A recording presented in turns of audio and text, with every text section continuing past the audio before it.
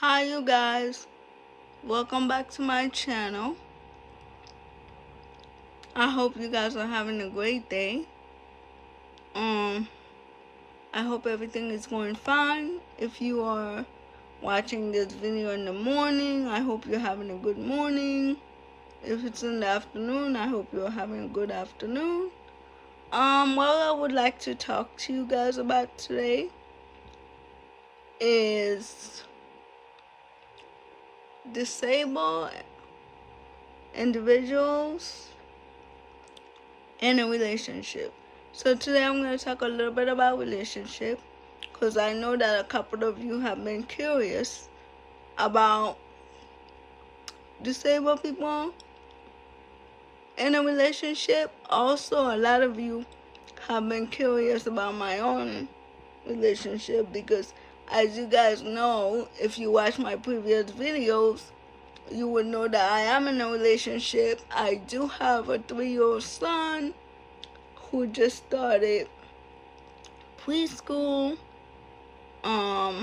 So if you guys wants to know more about that, or you would like me to do a video about how I feel about my son going to preschool for the first time, Head Start, how was my experience as a person with disability, let me know down in the comment. Like I said, today we are going to talk about people with disabilities in a relationship. The first thing I would like to address regarding people with disabilities in a relationship is that there's no difference between us being in a relationship and someone who doesn't have a disability.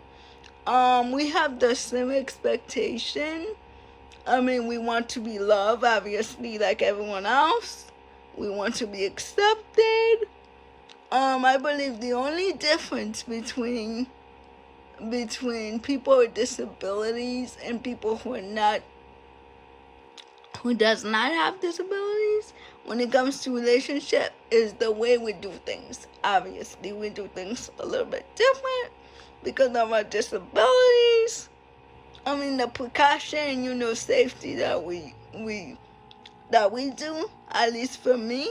Maybe someone who does not have a disability may not focus on those things because their life does not involve around those things. So that's the only difference I feel.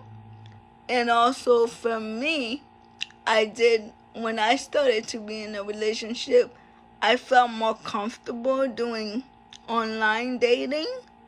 So what I did was I went online and I did online dating. Now I have to say, be careful with online dating, because you don't know who you're going to meet. You don't know that person and that person doesn't know you. So you have to be extremely careful with that. But for me, I had the support of my family, especially I had the support of my sister, who actually was like the person who helped me to do online dating. He helped me to go through the options when the people were writing me. I would talk to her about it and see how she felt about it, who I should contact and things like that. So she helped me with that. But if you guys also want to know detail, step by step, how I did it and how my sister created the website for me and things like that, I could do a video with me and her where we were blogging and kind of discussing exactly step by step of what I did. But I'm not gonna do that today in this video. When I was dating, one of my biggest things I had to overcome was letting the person know that I had a disability. Because the person, for example, they didn't know, I had a disability from dating me online. They had no idea. So I had to disclose that to them. And I wasn't sure how they would receive me once they know that I had a disability. So that was a big struggle for me because when I did my online dating, my page, I didn't tell them that I had a disability. I didn't discuss that. I discussed that once I was comfortable with that person enough that I know that the person was a potential person I wanted to date. Then I went into telling that person that I had a disability and what my disability was. And also another thing that I would like to talk about is you have to be okay with you. You have to be okay with your disability, explaining the disability to that individual, and also that individual got to be able to accept your disability. Don't feel like you got to get out your way or hurt yourself or do something that you are not able to do just so you can be in a relationship with that person, because then that's not ideal. To be in a relationship with someone is like a give and take. Like, he have to be able to accept you as you are, because you can't change your disability. It's like part of you. They have to be willing to accept that part. And also another thing, like, I would like to point out is that dating, like, once I was able to find the individual that I wanted to go out on a date with, I planned where I was gonna meet them. I found a safe place where it was really close to my house, where I could go and come back home safely. And also I had, like I said, like my sister and a friend who knew where I was going and the location where I was going. But also the first time that I was going out with this individual, my sister went on a date too, but the person never saw her. So she was in the background, looking at me, make sure I was safe. I know she was there. She could see me, but the individual I was with, they didn't know that my sister was obviously there with me. I usually choose an open place, like a public, like I say, like I would pick like a plaza, like especially for me, like I live near a plaza where they have like restaurant that is really close to home, that I could take the sidewalk from the restaurant to my house, that I knew the area well, that people know I was going. Be safe out there, especially during this time. You don't want to go out with no one know where you're going, where you're not safe. Safety first. You're not gonna do anyone any good if you're not first protecting yourself. You have to first protect yourself, love yourself, and then expect it to receive that same love back. So, and that is something I am promoting, like self-love, self-respect. Love yourself, love who you are, be comfortable in your own skin. So that is what I did, like as far as like dating. So I always make sure that someone knew where I was going and what I was doing at the moment. I would make sure, especially, I don't know where you are right now based on which state you're living in, and where I am in Florida. We have special transportation. Where I am in Florida, we have special transportation where that the transportation will come. It's like door-to-door transportation and take you where you have to go. So I would make reservation if the place wasn't close enough where I could drive my wheelchair, where I would make reservation.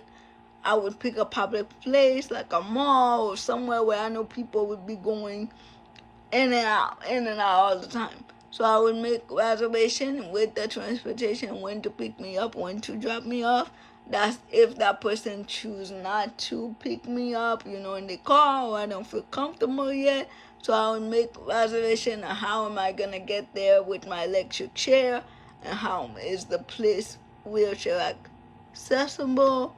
That is another thing. You want to make sure that the place where you're going to go on this date with this person is wheelchair accessible. Or if it's a restaurant, can you get into the restaurant? Can you access things?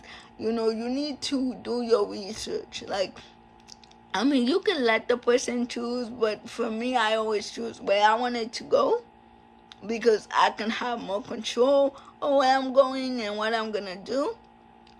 And another thing that I wanted to discuss also in the video is, like I say, safety.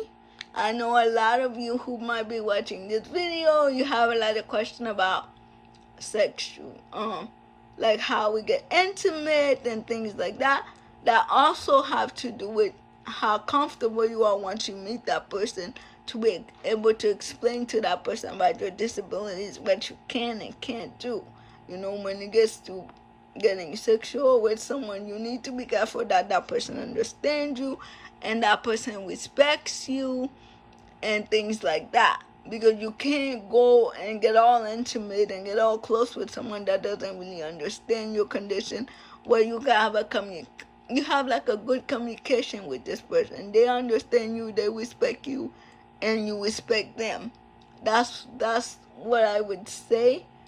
I'm not gonna get into so much details about, you know, how we get sexual, what do we do in the bedroom. I'm not gonna get into all of that in this video. I just wanted to like address relationship as far as dating, you know, and because I know people are very curious. They feel like being disabled is like taboo, you know, for us to have a relationship, because whenever they're like, oh my God, how did you get into a relationship? How did you date? How did you meet your boyfriend? Well, basically, I met my boyfriend online, and we started dating, and like I said, it's all about respect. It's all about you making sure that that person respects you and they understand your disability, and you understand them. I mean, it's compromising. As you guys know, there's nothing different that I do from any other girl. If I'm going on a date, I love to dress up. I love colors, as you can see. I love bright colors. I love to dress up. I love to get my nails done if I'm going on a date. I get excited like any other girl would because I'm going on a date. I get nervous as well. You know, some of the things that also with someone with disability, like when we go on a date, it's like, oh my God, is this person going to help us?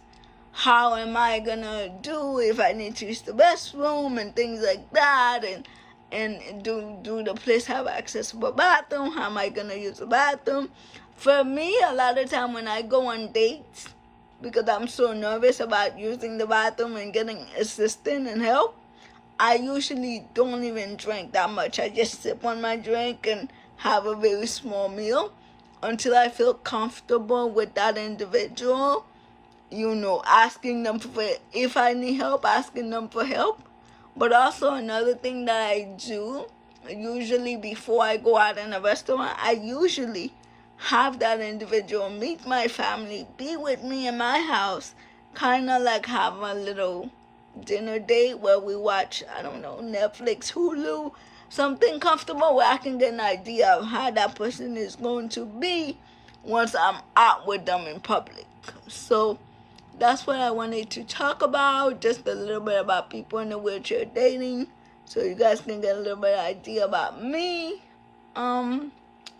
Thank you. I would love if you subscribe, leave your comments down below, your ideas. I would love to hear them. I would love to hear from you guys. Thank you for supporting me. Everyone who subscribed so far, thank you so much. It's been great. I love talking to you guys about my thoughts. Whenever I do videos, because it's not my thought, I feel like if I feel this way, maybe it might be able to be helpful to you. Let me know if the videos are helpful. What would be more helpful that you guys want me to discuss about? And I hope you guys have a great day, a great afternoon. Make sure you guys are staying safe out there. I know we are going through difficult times, and I hope everyone is okay and everyone is doing well. Thank you, and have a great day.